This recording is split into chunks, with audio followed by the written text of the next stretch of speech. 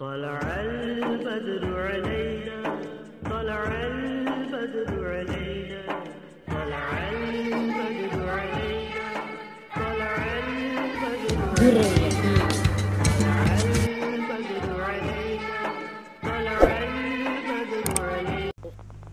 یہ قسم ہے کہ ہوئے رنگین گل کا تذکرہ، دعوت و ہدایت کی ایک ہنسی شفق لے کر میرے مصطفیٰ. بسم اللہ الرحمن الرحیم. میرے مصطفیٰ. اعلان حق اظہار صداقت اور تبلیغ خیر و ہدایت پر منصب نبوت اور فریض رسالت کی بنیاد ہے. محمد رسول اللہ صلی اللہ علیہ وسلم بھی اس کام پر مامور کیے گئے. یہ فرض جس قدر اہم اور برتر و عالی ہے، اسی قدر نازک اور دشوار بھی ہے. یہاں قدم قدم پر مصیبتوں، رکاوٹوں اور مخالفتوں کا سامنا کرنا پڑتا ہے. تاجدار نبوت کی راہ میں کانٹے بھی بچھائے جاتے ہیں، سر پر خاک بھی ڈالی جاتی ہے.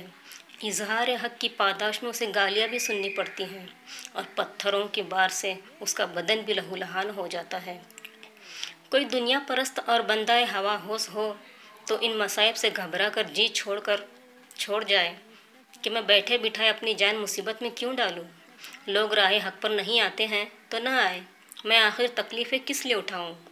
مگر نبی اور رسول کے دل کو اللہ صبر و استقامت اور عزیمت و توکل کی خاص قابلیت اور طاقت عطا فرماتا ہے. کوئی مخالفت اسے اعلان حق سے نہیں روک سکتی.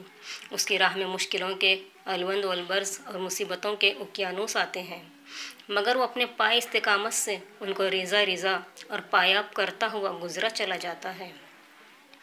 تلواروں کی دھاریں، برچھیوں کے پھل، نیزوں کی انی اور تیروں کے سوفار بھی نبی و رسول کو تبلیغ و تذکیر سے باز نہیں رکھ سکتے. تلوار کے تیز گھاؤں سے لہو ٹپکتا ہوتا ہے اور اس وقت بھی اس کی زبان سے حق ترجمان پر اللہ کی حمد و ثنا ہوتی ہے. محمد صلی اللہ علیہ وسلم کی بعثت کے وقت ماحول انتہائی تیرا و تاریک، گرد و پیش بہت ہی بگڑا ہوا اور سوسائٹی پرلے درجے کی خراب تھی. صدیوں کی برائیاں جڑ پڑ چکی تھی، کرنوں کے گناہ عادت بن چکے تھے، ہر طرف اندھیرا ہی اندھیرا دکھائی دیتا تھا. ان حالات میں اصلاح و دوستی کی ہمت کرنا صرف ایک نبی کا ہی کام ہو سکتا ہے، اس ذات قدسی صفات کا جسے خدا کی تائید و نصرت و ہدایت حاصل ہوتی ہے. حضرت محمد رسول اللہ صلی اللہ علیہ وسلم ایک دن کوہ صفا پر تشریف لے گئے اور لوگوں کو آواز دی جیسے کوئی خاص اعلان کرنا اور کسی اہم واقعے کی خبر دینا چاہتا ہو. جس نے اس پکار کو سنا کوہ صفا کی طرف چل پڑا. ایک نے دوسرے سے کہا کہ بھائی، محمد ابن عبداللہ آج نہ جانے کیوں صفا کی چوٹی سے لوگوں کو پکار رہے ہیں، چلو چل کر دیکھیں آخر معاملہ کیا ہے. اور ہاں، محمد صادق و امین، محمد صداقت، متانت اور سنجیدگی میں اپنا جواب نہیں رکھتے. انہوں نے کسی خاص بات کی اطلاع دینے کے لیے بلایا ہوگا. ایک آیا، دوسرا آیا، تعداد بڑھتی گئی، یہاں تک کہ ایک اچھا خاصا مجمع ہو گیا. ان میں بوڑھے قریش بھی تھے جنہوں نے زمانے کے بہت کچھ گرم و سرد دیکھے تھے، جوان بھی تھے جو نا تجربہ کار تھے مگر ان کی ہمتوں میں بلندی اور ولولوں میں جوش تھا، بچے بھی تھے جن کی زندگی کا گھروندہ ابھی بن ہی رہا تھا. بعض نے خیال کیا کہ محمد نے اس اہتمام کے ساتھ قلعہ کوہ سے پکارا ہے، ممکن ہے کسی دشمن کے حملہ کرنے کی خبر آئی ہو. اس طرح خالی ہاتھ چلنا ٹھیک نہیں، ہتھیار ساتھ رکھنے چاہیے. کوئی بازار میں کھجور کھا رہا تھا، اسی حالت میں چل دیا کہ ہاتھ میں کھجوریں تھیں اور ہونٹوں پر شیرہ لگا تھا. بڑوں کو دیکھا دیکھی بچے بھی ساتھ ہو لیے. محمد رسول اللہ انتہائی وقار و متانت اور احساس ذمہ داری کے ساتھ صفا کی چوٹی پر کھڑے تھے. آپ کے ارد گرد قریش کا مجمع تھا. سب کی نظریں حضرت محمد کے چہرے پر تھی کہ نہ جانے کیا کہا جائے گا. اس سے پہلے تو اس طرح محمد نے لوگوں کو جمع نہیں کیا، یہ بالکل نئی بات ہے. شاید اہم واقعے کی اطلاع دینا مقصود ہے. تمام مجمع گوش بر آواز تھا.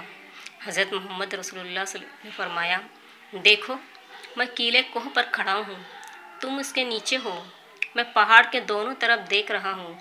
اگر میں یہ کہوں کہ ہتھیار بند لشکر دور سے آتا دکھائی دے رہا ہے جو مکہ پر چڑھائی کرے گا، تو کیا تم اس کا یقین کر لو گے؟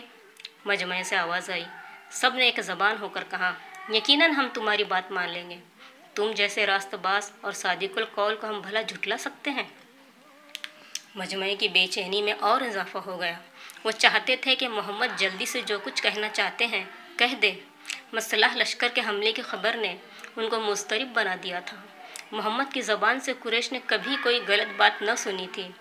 हर फर्द बशर आपकी सच्चाई का दिल से मोतरफ था। लोग समझे कि मोहम्मद अपने दिल से घड़कर कोई बात कह ही नहीं सकते। यकीनन लुटेरों की कोई टोली मक्का पर छापा मारने के लिए आ रही है। अब मोहम्मद इन हमला आवरों पर बचाव के लिए कोई तदबीर बताएंगे। ये निरे सच्चे और नेक ही नहीं, बहादुर, शिजा और इंतहाई दिलेर भी हैं। उसके बाद आप सल्लल्लाहु अलैहि वसल्लम ने इरशाद फरमाया, ये तो समझाने के लिए एक मिसाल थी। तुम यकीन कर लो कि मौत तुम्हारे सर पर आ रही है और तुम्हें खुदा के सामने हाजिर होना है। अय्युहल कुरैश, जिस तरह तुम दुनिया और उसकी चीज़ों को देख रहे हो, मैं इसी तरह आलम आखिरत को देख रहा हूँ। बुतों के पूजने वालों के लिए ये प्याम बिल्कुल अनोखा और अजीब सा प्याम था। उनके दिलो दिमाग में कभी ये ख्याल ही नहीं आया कि आखिरत भी कोई चीज़ है और दुनियावी ज़िंदगी के आमाल पर आकिबत में मुहासिबा भी होगा। उनके शायरों ने तो उनके जहन में ये बात उतार दी थी कि मिट्टी में मिलकर और फिर ज़िंदा होना ये क्या खराफात है, दीवानों की सी बातें। अबू लहब अपने गधे पर सवार था। खजूर की छड़ी से खाक उड़ाकर कहने लगा कि क्या इतनी सी बात कहने के लिए इतने बहुत से आदमियों को तकलीफ़ दी थी। दूसरे लोग घरों को वापस हुए, आपस में चे मेगुइयाँ करते हुए कि इब्ने अब्दुल्ला को ये क्या हो गया है कि एकाएकी लोगों को जमा करके एक ऐसी बात कही जिसे हमारे कानों ने आज तक नहीं सुना। तो क्या झूठा समझ ले हम मोहम्मद को? उसकी ज़बान से तो आज तक किसी ने ऐसी वैसी बात नहीं सुनी। एक शख्स ने कहा, मैं मोहम्मद को झूठा कब कह रहा हूँ? उस पर झूठ का इल्ज़ाम कौन लगा सकता है? वो तो सच्चों का सच्चा है। मगर भाई, मैं समझता हूँ कि उसके दिमाग में कुछ खलल आ गया है या आसिफ का साया हो गया है, और मुमकिन है कि बनी हाशिम के किसी दुश्मन ने उस पर जादू कर दिया हो, जिसके सबब अब्दुल मुत्तलिब का शरीफ दामन पोता ऐसी बहकी बहकी बातें करने लगा।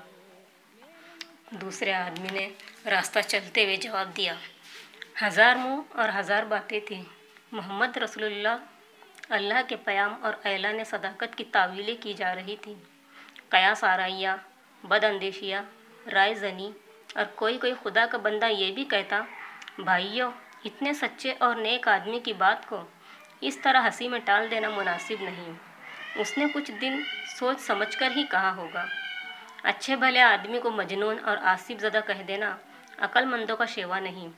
जल्दी के फैसले ठीक नहीं होते। हकीकत हाल को खूब जांच और परख लेना चाहिए। कोहे सफ़ा पर ऐलान हक़ के बाद रसूलुल्लाह सल्लल्लाहु अलैहि वसल्लम ने तबलीग आम कर दी। गली कूचों और बाज़ारों में, सड़कों और चौराहों पर खुदा का पैगाम पहुंचाते। मक्का ही क्या, सारे मुल्क अरब के सामे के लिए ये प्याम बिल्कुल अजनबी और नामानूस था। लोग नेक और हिदायत की बातों से बिदकते थे। रिवायती असबियत और मोरूसी अकायद कबूल हक़ से रोकते थे कि हैं कहीं अब्दुल्ला के बेटे मोहम्मद सल्लल्लाहु अलैहि वसल्लम की बातों में आकर अपने बाप दादा के दीन को न छोड़ बैठना। तुम्हारे आबा व अजदाद बेवकूफ़ नहीं थे, तुमसे ज़्यादा अक्लमंद और साहिब फरासत थे। उन्होंने सोच समझकर ही ये रास्ता इख्तियार किया था। जिन बुतों ने सदियों से तुम्हारी हाजत रवाई की है, जो तुम्हारे आड़े वक्त में काम आए थे, इस तरह मुंह मोड़ लेना शान मुरव्वत और एहसान शनासी के ख़िलाफ़ है। बहादुर आदमियों की एक ज़बान होती है, जिसे एक बार बड़ा और बुज़ुर्ग कह दिया, बस सारी उम्र उसकी बुज़ुर्गी की इज़्ज़त करते रहेंगे। इन तसव्वुरात और तहम्मात ने रसूलुल्लाह सल्लल्लाहु अलैहि वसल्लम की आवाज़ को दिल तक पहुँच कर वापिस कर दिया। सबसे पहले जिन नेक बंदों को ईमान की तौफीक और इस्लाम की सआदत नसीब हुई, वो आज़ाद मर्दों में सबसे पहले अबू बकर बिन अबू क़हाफ़ा, बच्चों में सबसे पहले अली इब्न अबी तालिब, औरतों में सबसे पहले खुदीजा बिन्त खुवैलिद, मवाली में सबसे पहले ज़ैद बिन हारिसा और ग़ुलामों में सबसे पहले बिलाल हबशी। गार हिरा में नामों से अकबर का ज़हूर हुआ था।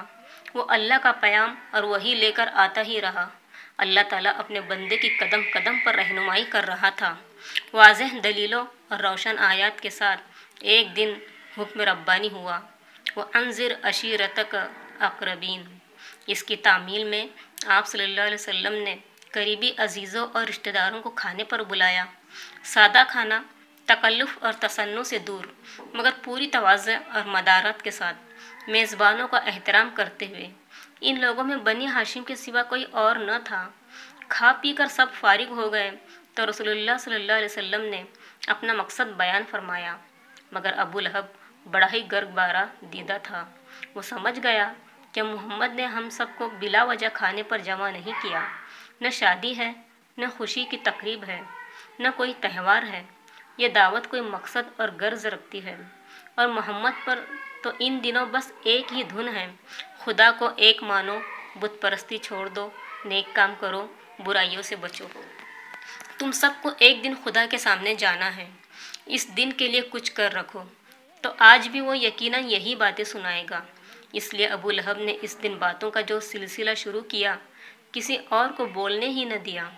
محمد رسول اللہ علیہ وسلم کو کچھ فرمانے کا موقع ہی نہ مل سکا۔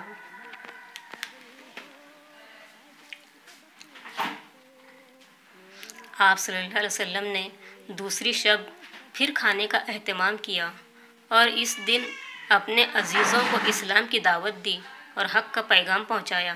اس دعوت حق اور تبلیغ عام میں کوئی امتیاز اور فرق نہ تھا۔ آپ صلی اللہ علیہ وسلم جو بات غیروں سے کہتے تھے، وہی اپنوں سے بھی کہی۔ امیروں کی محفل ہو یا غریبوں کا مجمع، ہر جگہ آپ کا ایک ہی پیام تھا۔ جس طرح ٹھنڈی ہوائیں کھیتوں میں اور چاندنی قصر و ایوان اور جھوپڑیوں میں کوئی تمیز نہیں کرتی، اس طرح نبی کی دعوت حق بھی کسی امتیاز اور خصوصیت کو گوارا نہیں کر سکتی۔ اس کتاب رحمت کا آخری ورق لے کر میرے مصطفیٰ